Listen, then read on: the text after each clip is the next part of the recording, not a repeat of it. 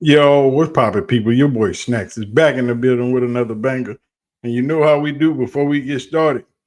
Do your boy solid and hit that like button, hit the subscribe button, and don't forget to turn your post notification bell on so you'll know when your boy's going live or dropping this heat.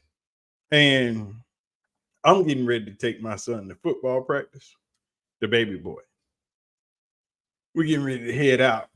My other son has a JV game tonight and then the varsity game tomorrow. I be moving, man. I'm gonna take him to practice, then I'm going to work. But before we do that, we gonna do D-Mac and Chad Brown talking about Colorado. And every time I run across these videos, these two are always crying about something. And the title doesn't tell me what they're crying about, but I can promise you they're crying about something. I haven't watched this. So we gonna do this together as a crew. So y'all ready? Let's go.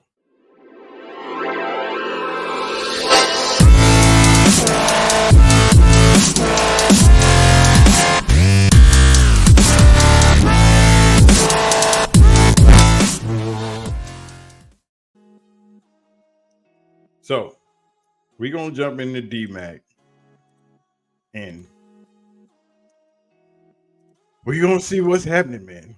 Because it is always something when it comes to these two. Y'all ready? Let's go.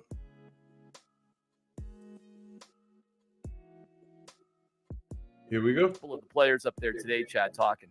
These guys do not give a shit about the rivalry with Nebraska or CSU. There is no difference to these guys, and I'm not even blaming them. I don't blame them. A lot of them are transfers. They may only be here for 1 year. Who knows? Why the fuck do they care about Sonny Lubick Field up there at Fort Collins or whatever it is? What is the difference between CSU, Baylor, Texas Tech? They're all important games. Every game's important, but it doesn't matter more. And I can guarantee you that's not the vibe with CSU. Guarantee you. They get it. This is why I have used the word mercenaries for 2 years. The mercenary doesn't have any allegiance to anybody except who's paying them. Mm-hmm. They'll flip sides in the middle of a war to go to the other side. And I'm not saying these kids are that type of disloyal, but it's that kind of atmosphere. It's that kind of environment where I came to see you, and on my recruiting trip, I was talked about the rivalry with Nebraska, right, and how important it was to win in state versus CSU. On my recruiting trip, when they came to my home, they talked about those things. So before I ever strapped the pads on one time as a Colorado Buffalo, I knew how important these things were. So I guess now we talking about recruiting and oh my God, we back on the same tired ass subject. Why? Why are we here? What's the point? What's your purpose? But I guess we all got to catch up. Let's go. These kids are not versed in any of this. It's not important to them. Nah. It's not really important to the coaching staff either. So in such a transactional operating space, it leaves me and you and CJ and all other CU folks disconnected from this whole entire program because the things that are important to us aren't important to them. And while your watch picture is cool, I want you to win football games. While the fight song is important to me, the fact that it's not important to you speaks about your approach to what we have established here. Right. The tradition of the Colorado Buffaloes right. will not be entrusted to the timid or the weak. Weak-minded in some cases, weak-hearted, weak-connected to the program, all those things, we don't trust you. So the story, Jake, probably should have been a little. So I guess he's saying he don't trust Coach Prime because of the school fight song. What the fuck, man? Why?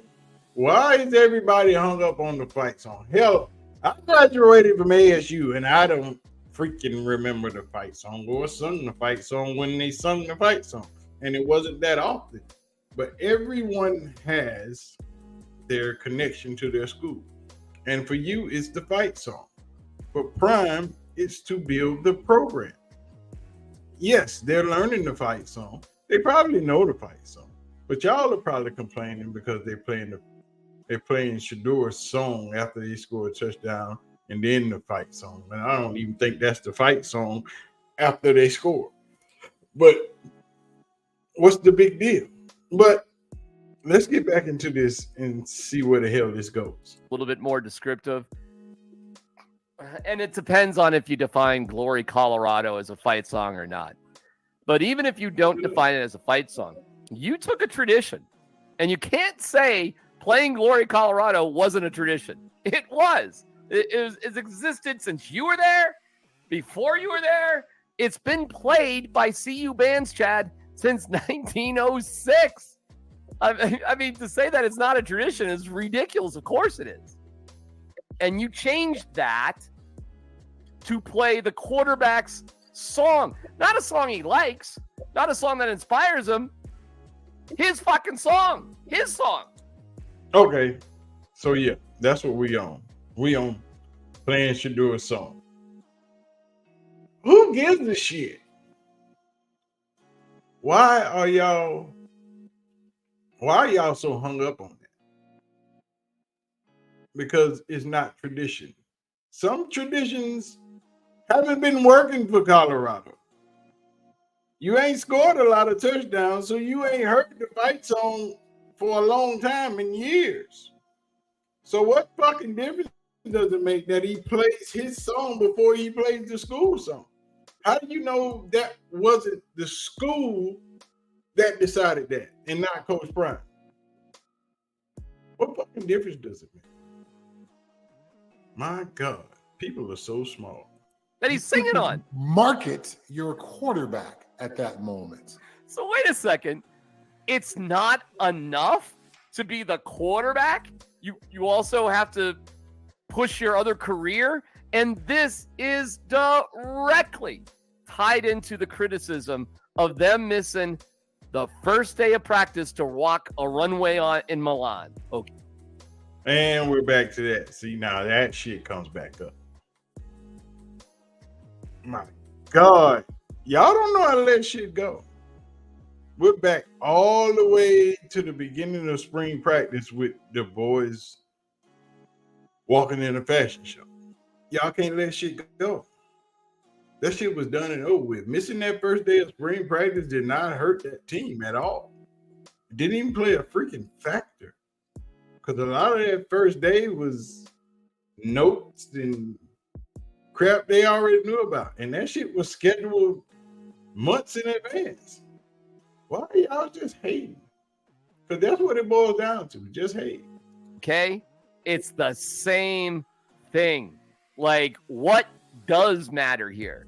And when Shedeur comes up and goes, what do you want us to do? We can't run the ball. So what, were you supposed to not throw? He's tossing his running backs, his offensive line. I mean, he might not be lying. He might be telling the truth because they couldn't run the ball. He's not lying about that. But gee whiz, man. I mean, so it's not just CU against everybody. There's clicks clearly. Clearly there are clicks inside of the locker room against other people in the locker room. It's clear. Hey, idiot. There's always cliques in the locker room. In every locker room, there are cliques. Yes, we are a team, but we still have cliques in the locker room. Certain people hang with certain people. Certain people don't do the same shit. So, of course, they don't hang with other people. What the hell is wrong with y'all? Y'all, we 2 games into the season, and you lost the rivalry game. Somebody has to lose that game. But now we're making it about the music. So anyways, I mean, listen, I'm not saying they're not talented, but we have seen all-star teams, Chad, in other sports fail miserably because it's just not a team. It's a lot of really good players. But there has to be something special, Chad, about a team that will persevere over a group of mercenaries. The best teams I've been on weren't the most talented teams. They were the teams that came together and had each other's back and played for one another. How can you play for one another when you don't know each other? I don't know. No bond there. When there's classes of citizens within the locker room. when there's, you are a lower class, this guy's an upper class, not as far as where you are in school, but you're ranking and standing amongst the team. Who gets access to things? Who gets access to money? Who gets access to the coach? All those things. This idiot act like he didn't play football. That's any locker room, any team. Every player doesn't have access to what special players have access to. There's always unequal treatment of players in every freaking sport. It's no different than any other locker room in college or professional sports. Do you think the bench player got the same access to the coach and the owner as LeBron James? No. Why would you think that? Why? Come on, man. We got to do better than this. Things are broken up on this team as well. So, yeah, there's a lot to be repaired. And every time there is seemingly an opportunity to take a higher road and begin the process of repairing, there seems to be a desire to go the other direction, unfortunately. Not many times do we talk about my athletic career, because why would we, compared to you and to Nate, that's for sure. But let me give you this story quickly. Now, you can win games if you have extraordinary players, especially basketball, where there's so few guys on the team. So in basketball, my coach fucking hated me. It was the only coach that disliked me as a player, because I was one of these Rudy, rah-rah, try-hard guys. Seriously, I mean, there was one coach in my life who didn't like me, Frank Marcus, my varsity high school basketball coach when I was a junior. And I was a short two guard. I couldn't even dribble. I wasn't that great of a ball handler. But if you left me completely unguarded, Chad, I could rain terror on you. That was the one thing I had going. Okay. Generally, that works good if you're 6'2" or 6'3", right? Like you just sort of, spot up, hit me, I'm open, I hit the shot. I could do that, and I could shoot free throws like the devil, but who the fuck was ever going to follow me? I'm 5-0. Like, when am I ever going to get to the line? But if we had a free throw shooting competition, I'd dominate. Okay, nobody gives a shit.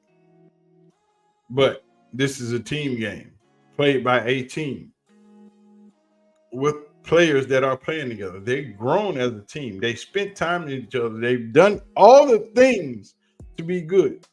Just let them be good. You have to give them the time to do what they need to do. You can't be a jackass about everything. Are we finished with this story yet? Nate, that too. Okay. My junior year, we were in first place in our conference. I think we had like 21 games. And the games were my Super Bowl, Chad. The practices were my Super Bowl. I won. Doing that for Buck. We sat around and just watched Buck. Like me. But and I'm not exactly sure how you even turn it around. If I'm wrong, tell me I'm wrong. Okay. Is a turnaround still possible? It is. Does a lot have to change?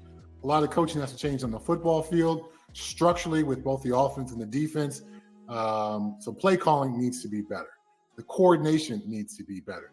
The overseeing of the game from a head coaching perspective needs to be better. But the number one thing this team needs is culture, is togetherness, is team. And when your coach stands up at press conferences and says, I don't know what this culture thing is you guys talk about, doesn't make you feel very good when you recognize that's the one thing you're missing. And this guy claims to not even know what it is. No, he's just trying to keep you silly freaks from trying to define his team for him. He's letting the team define themselves. The culture is built if you're not paying attention. Chad Brown, if Mr. CU alum, Mr. NFL guy, Mr. All-Pro guy, you've been in those locker rooms. You've seen those things happen. So why are you so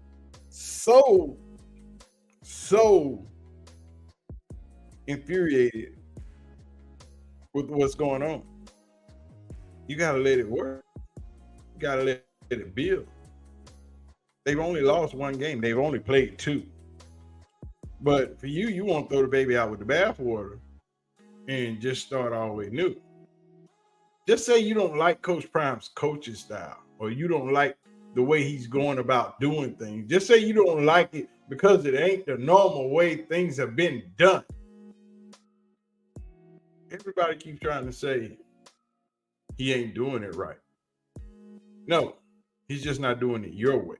So I'm not sure how quickly things can turn around. Does he not understand that he's your son and you're playing his song? Does everybody get a song?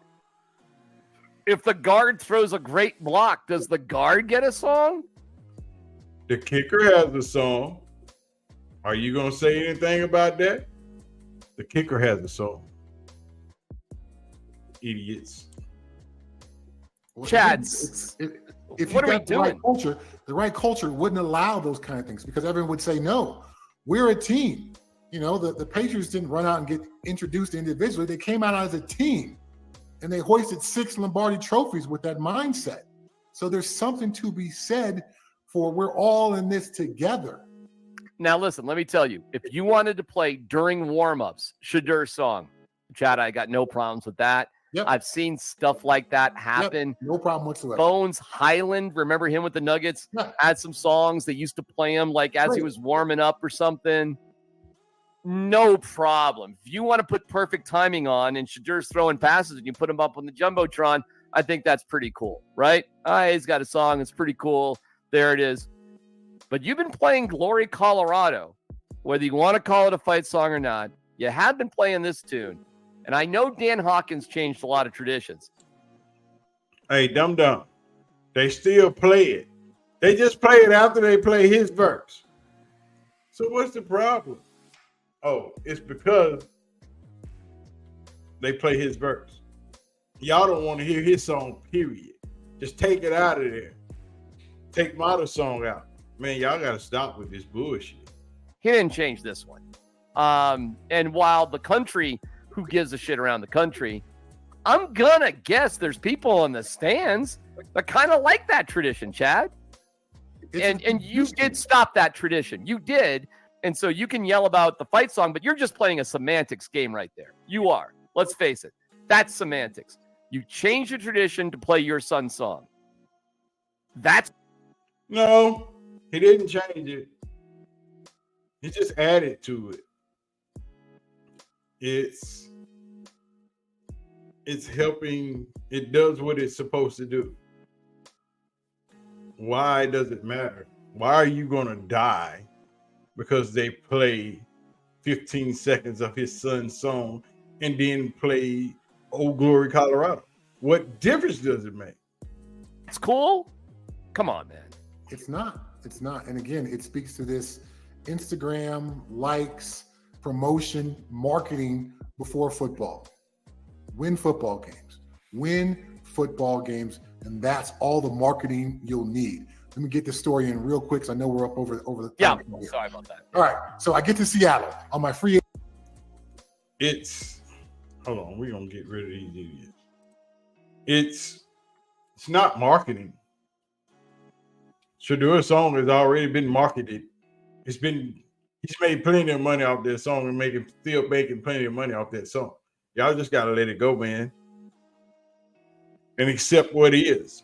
And now I know people hate change. People hate new things. But this is what it is.